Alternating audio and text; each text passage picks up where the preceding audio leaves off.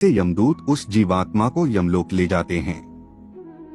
वह जीवात्मा 24 घंटों के पश्चात पुनः वापस आती है और 24 घंटों के दौरान जीवात्मा को उसके संपूर्ण जीवन का लेखा जोखा दिखाया जाता है, जिसमें यह आकलन होता है कि अपने जीवन काल में इस जीवात्मा ने कितने पाप और पुण्य किए हैं।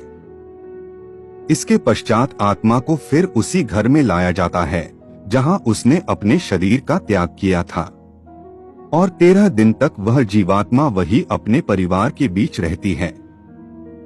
मोह व वासना से भरी वह जीवात्मा बार बार अपनी देह में प्रवेश करने का प्रयास करती है, किंतु यमदूतों के पाश द्वारा बंद जाने से वह कुछ भी करने में असमर्थ हो जाती है।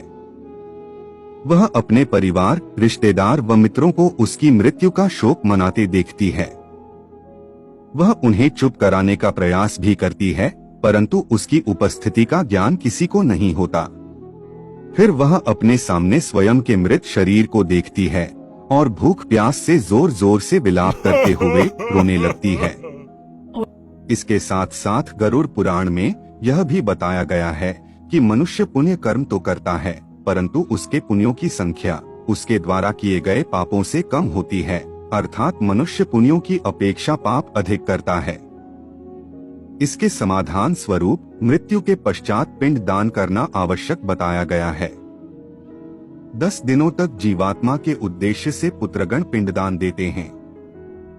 अगर मृतक का पिंडदान नहीं किया गया तो जीवात्मा अनंत काल तक भटकती रहती है और हजारों सालों तक पीड़ा व कष्ट भोगने के बाद अगला जन्म लेती है। प्रतिदिन दिए जाने वाले पिंड के 4 भाग हो जाते हैं। उसके 2 भाग से मृतक का शरीर बनता है, तीसरा भाग यमदूत ले लेते हैं और चौथा भाग मृतक को खाने के लिए मिलता है। 9 दिन रात में प्रेत पुनः शरीर युक्त हो जाता है। शरीर बन जाने पर 10वें पिंड से प्राणी को अत्यधिक भूख लगने के कारण आहार रूप में प्राप्त होता है। गरुड़ पुराण के अनुसार 10 दिन तक दिए जाने वाले पिंडदान में विधि, मंत्र, स्वधा, आवाहन और आशीर्वाद का प्रयोग नहीं होता, केवल नाम तथा गोत्र से पिंडदान दिया जाता है। मृतक का दाह संस्कार हो जाने के पश्चात पुनः शरीर उत्पन्न होता है। मृत व्यक्ति के जल जाने पर पिंडदान द्वारा उसे 1 हाथ लंबा शरीर प्राप्त होता है, जिसके द्वारा वह प्राणी यमलोक के मार्ग में अपने शुभ अशुभ कर्मों को भोगता है। पहले दिन जो पिंडदान दिया जाता है उससे मूर्धा, दूसरे दिन के पिंडदान से ग्रीवा और दोनों स्कंध बनते हैं, तीसरे दिन के पिंडदान से हृदय व चौथे दिन के पिंडदान से पृष्ठभाग उत्पन्न होता है। 5वें दिन के पिंडदान से नाभि, 6ठे दिन के पिंडदान से कटिप्रदेश, 7वें दिन के पिंडदान से गुह्य भाग, 8वें दिन के पिंडदान से गुरु, 9वें दिन के पिंडदान से तालु व पै और 10वें दिन के पिंडदान से क्षुधा की उत्पत्ति होती है। जीवात्मा शरीर प्राप्त करने के पश्चात भूख से पीड़ित होकर घर के द्वार पर रहता है।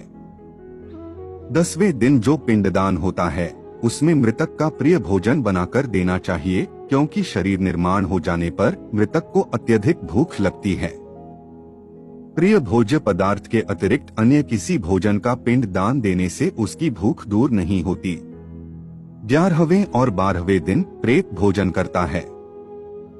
मरे हुए स्त्री पुरुष दोनों के लिए प्रेत शब्द का उच्चारण करना चाहिए।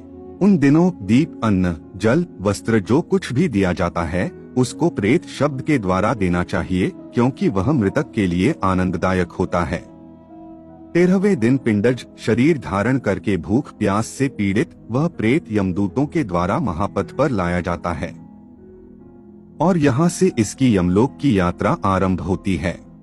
मनुष्य अपने कर्मों के कारण ही मृत्यु के पश्चात होने वाली यातनाओं को भोगता है। जो व्यक्ति जितना पापी होगा उसका अंतिम मार्ग उतना ही कठिन होता है, और वह जितना पुण्यकारी, निष्कपटी और भगवत प्रेमी होगा उसकी स्वर्ग की यात्रा उतनी ही सरल व सुखदायक होगी। इसलिए हमें यह ध्यान रखना चाहिए कि कर्मों का फल जीते जी ही नहीं अपितु मृत्यु के पश्चात भी भोगना होगा।